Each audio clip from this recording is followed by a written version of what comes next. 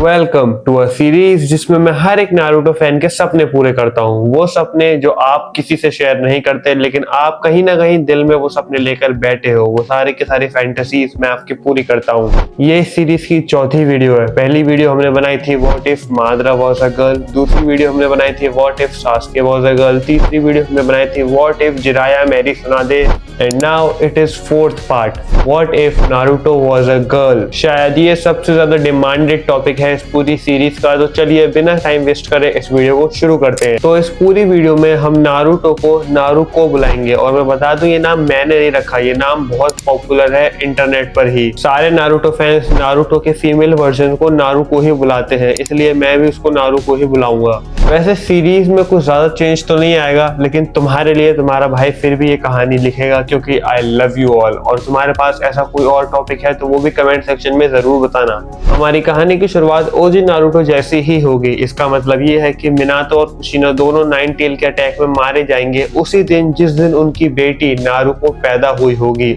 Minato अपने बेटी की जिम्मेदारी हिरोजिन को दे जाएगा, लेकिन हम सबको पता है कि हिरोजिन कितना जिम्मेदार आदमी है। नारुको का बचपन बिल्कुल भी एक आइडलाइज्ड बचपन नहीं रहता। इसका मतलब ये है कि वो अकेले रहना पसंद करती है, उसे अकेले रहना पड़ता है क्योंकि कोई भी उसके साथ खेलना नहीं चाहता, क्योंकि वो एक जिंजूरी की थी। मतलब ओवरऑल हम बोल सकते हैं कि नारुतो और नारुको दोनों का चाइल्डहुड सेम रहता है। बस एक मेजर फर्क ये आता है क्योंकि नारुको एक फीमेल है, इसलिए उसे सास्के पर क्रश होता है। अब तुम मेरे से ये मत बोलना कि नारुको को सास्के पर क्रश नहीं हो सकता। अगर नारुतो को साकुरा पर क्रश हो सकता है तो सास्के तो वैसे भी गुड लुकिंग है। नारुको की बेस्ट फ्रेंड हिनाता होती है, क्योंकि हिनाटा इस पूरे टाइम इकलौती लड़की थी जो उससे बिल्कुल भी रूडली बिहेव नहीं करती और वो उसको अपना कंपटीशन नहीं मानती। ऑन दी अदर हैंड साकुरा और इनो दोनों मिलकर उसे बुली करते रहते हैं, दोनों से उसकी काफी ज्यादा लड़ाइयां होती रहती हैं और दोनों को ही सास्के पर क्रश है। इसलिए नारुको की साकुरा और इनो दोनों से ही नहीं बनती। सास्के वैसे तो बिल्कुल भी किसी पर ध्यान नहीं देता, लेकिन नारुको की लोनलीनेस वो नोटिस कर लेता है। सास्के बार बार ये नोटिस कर लेता है कि जितना अकेला वो है उतना ही अकेला नारुको भी है,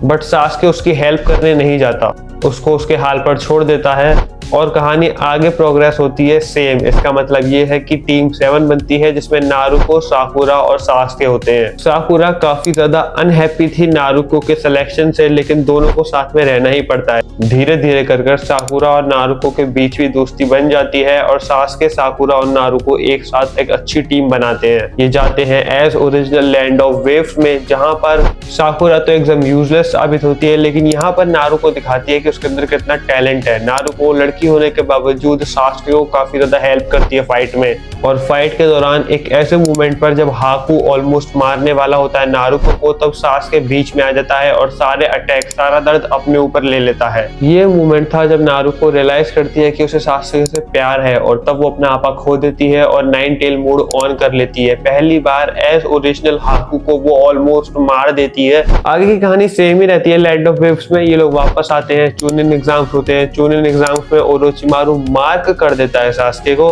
नेजी वर्सेस नारुको की फाइट होती है, जिसमें नेजी काफी ज्यादा अंडर एस्टिमेट करता है नारुको को, लेकिन हम सबको पता है कि इससे पहले नारुको जिराया की स्टूडेंट रह चुकी है। नेजी काफी ज्यादा अंडर एस्टिमेट कर रहा था नारुको को, क्योंकि वो एक लड़की है, लेकिन नारुको एक ऐसी लड़की है जिसको स्वयं जिराया ने ट्रेन किया है, मतलब लेजेंडरी सानिन ने ट्रेन किया है। सो लाइफ लेसन मिलता है यहाँ से हमें कि don't under estimate a women, और अगर उसे जिराया ने ट्रेन किया है तो बिल्कुल भी नहीं। नेजी हार जाता है, नारुको सबको गलत प्रूफ कर जीत जाती है। नारुको काफी ज्यादा खुश होती है, उससे ज्यादा खुश होता है सास्के। नारुको की लोनलीनेस बचपन से ही देखी है सास्के ने। सास्के हमेशा उसे ऑब्जर्व करता था, और पूरे विलेज में सिर्फ सास्के ही था जो कि समझ सकता है कि अकेला होना क्या होता है। आगे की कहानी भी सेम प्रोसेस करती है। सास्के छोड़ चला जाता है विलेज, नारुको उसके पीछे पीछे जाती है सारे के सारे बॉयज के साथ। नारुको उसे रोकने की कोशिश करती है फाइनल वैली पर, लेकिन सास्के नहीं रुकता। नारुको अपनी फीलिंग्स एक्सप्रेस कर देती है सास्के से, लेकिन सास्के फिर भी नहीं रुकता। सास्के भी कन्फेस करता है कि कहीं ना कहीं उसके दिल में भी नारुको के लिए फीलिंग्स हैं, लेकिन जितनी फीलिंग्स हैं उसके अंदर नारुको के लिए, उससे कहीं ज्यादा नफरत भरी पड़ी है उसके अंदर इताची के लिए, और वो उस नफरत को नजरअंदाज नहीं कर सकता। इसलिए ना चाहते हुए भी सास्के को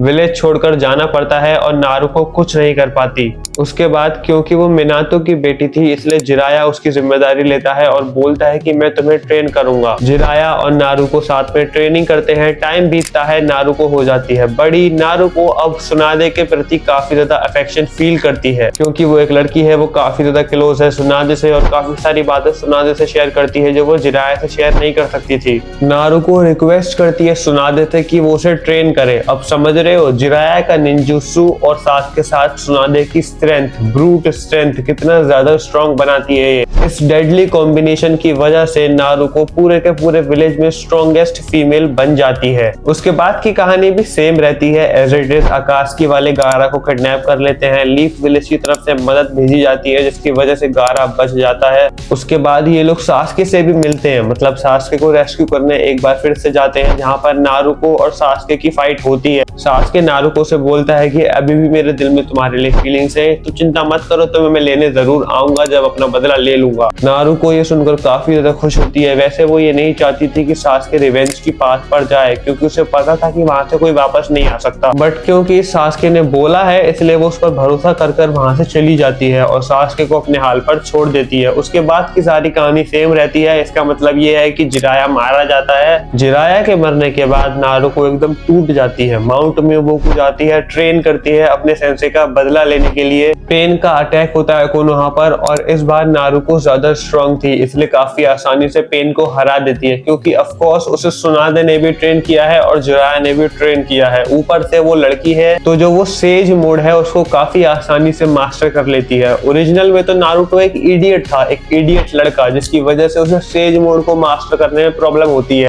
बट यहाँ पर वो बहुत ही ज्यादा काम कंपोज लड़की थी इसलिए वो काफी आसानी से सेज मोड को मास्टर कर लेती है, पेन को हरा देती है। उसके बाद हम सास्के की जर्नी को कवर करते हैं और सास्के की पूरी जर्नी भी सेम रहती है। इसका मतलब ये है कि वो ओरोचिमारू को खत्म करता है, वहां से जाकर अपनी टीम बनाता है टाका नाम से।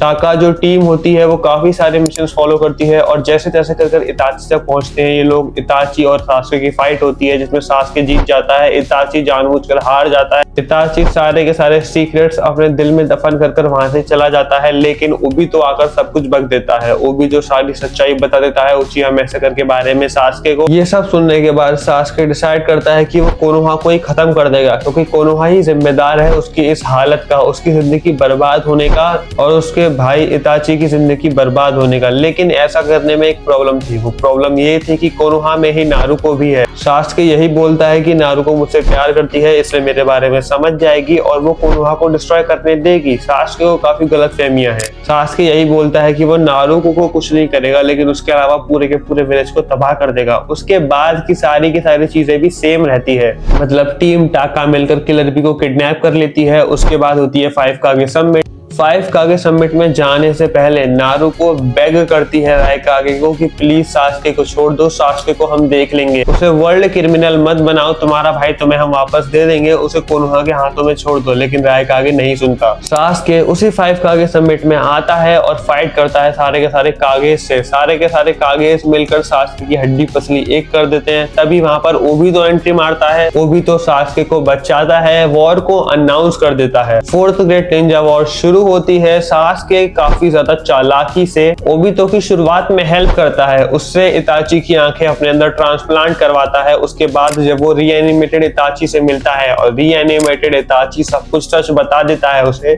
और उससे यही बोलकर जाता है कि जो तुम करोगे वो सही करोगे, मैं तुमसे हमेशा प्यार करता हूँ। तब सास्के ओबीतो को धोखा देकर नारुको को बचाने के लिए वॉर में एंट्री मारता है और वो अकेला नहीं था, उसके साथ सारे के सारे रीएनिमेटेड होकागेस ओरोचिमारू भी थे। फिर क्या था, सारे की सारी war as it is same रहती है।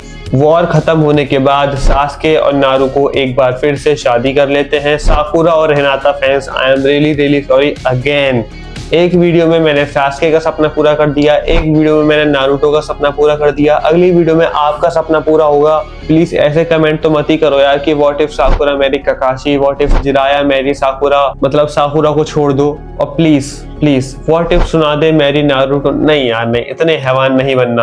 और अगर तुम्हें चाहिए तो मेरी पिछली वीडियो पे 3000 लाइक का टारगेट था, वो टारगेट पूरा करो, वीडियो आ जाएगी। मिलता हूँ आपसे अगली वीडियो में, तब तक के लिए ऐसे ही प्यार बनाए रखें, ऐसे ही वीडियो देखते रहें। सायोनारा।